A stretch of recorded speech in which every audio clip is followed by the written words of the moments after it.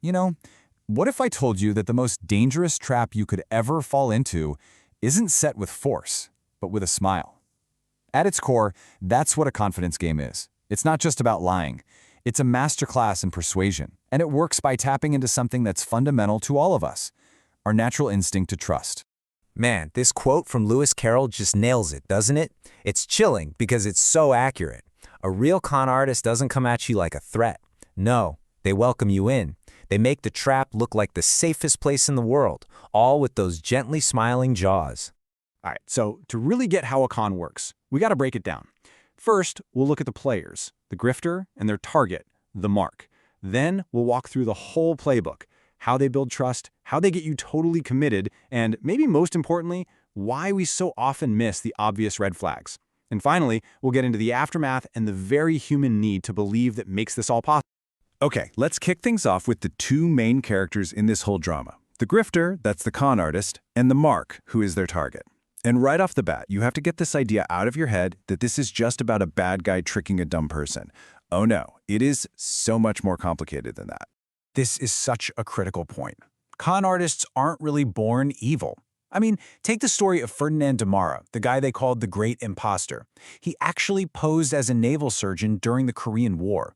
He wasn't some born criminal. He was the perfect example of how grifters are made when a certain kind of personality meets the perfect opportunity.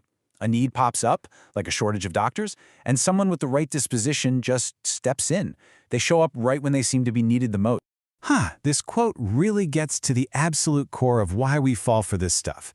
We've all heard the saying, if it seems too good to be true, it probably is. But here's the thing. We tend to think that rule only applies to other people. When someone else gets an amazing deal, we think, oh, they're getting scammed. But when it happens to us, well, that's different. We feel like we've earned it, like we deserve it. And that feeling of deservingness, well, it creates a massive blind spot. Okay, so we know the players. Now let's get into the first stage of the game, the setup. And this is so important. In this phase, the grifter isn't trying to get your money. Not yet. They're going after something way more valuable. They're building an emotional connection. They are manufacturing trust. Have you ever been to a fortune teller and they say something that feels so specific, so deeply you, that you're just blown away? Well, there's a good chance it's because of a mental shortcut we all have called egocentric anchoring.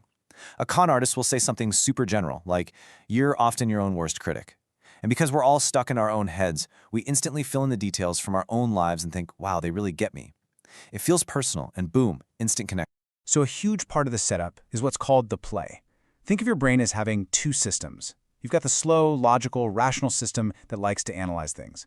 And then you have the fast, gut-feeling, emotional system that just reacts. The con artist's entire goal is to get you to use that emotional system. They'll tell a great story or create a sense of urgency to make you feel instead of think. It's how they bypass all your defenses. This line from Shakespeare perfectly describes a classic con technique, the Mark Antony gambit. See, Mark Antony pretended to agree with the people who were against Caesar right before he swayed them to his side. A con artist does the same thing. They'll get on your side first. They'll say stuff like, look, I'm not here to sell you anything. By the time the real pitch comes, you've already decided they're one of the good guys, and your guard is completely down. So, once that foundation of trust is built, the grifter moves into the next phase. It's time to set the hook. But this isn't about getting you to make one big decision. Oh no, it's about getting a series of tiny little yeses that pull you deeper and deeper into the game before you even know what's happening. This is a classic of psychology, the foot-in-the-door technique. Studies have shown that if you can get someone to agree to a really small request, like just answering a simple question, they are way more likely to agree to a much bigger request later. And why is that? Well, our brains are wired to be consistent. Once we say yes to something small, we start to think, well, this person must be okay, and it gets easier and easier to keep saying yes. And if you want to see just how devastating this can be, you have to hear the story of Gregor McGregor. Back in the 1820s, this guy convinced hundreds of people to invest everything they had to move to a made-up country he called Poyez. He didn't ask for it all at once. He started small. First, he sold them some land certificates, then government bonds, then positions in the army. Each little yes made the next one seem perfectly logical, all while he was leading them straight to ruin. And the scale of this con, it is just staggering. In today's money, McGregor's fraud would be worth over £3.6 billion. Let that sink in. This wasn't some quick street scam. It was a massive, world-changing deception built on nothing more than a good story and the psychology of saying yes over and over again. But here's the thing. No con can go on forever. Eventually, the story starts to crack. The promises start to fray. This is the stage where glaring red flags start popping up all over the place. And the truly baffling question is, why do the victims, who are often really smart people, so often fail to see them? Well, one of the biggest psychological forces at work here is the sunk cost fallacy. You've probably felt this yourself.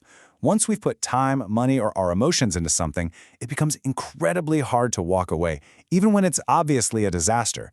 Quitting feels like admitting we made a huge mistake, so instead we do something irrational. We double down, hoping we can somehow turn it all around. And then there's this wild phenomenon, perfectly shown by the famous invisible gorilla experiment. It's called inattentional blindness. Basically, when you are so laser-focused on the prize, the big financial return, the perfect partner, your brain can literally fail to see things that are right in front of your face. Those red flags are there, plain as day.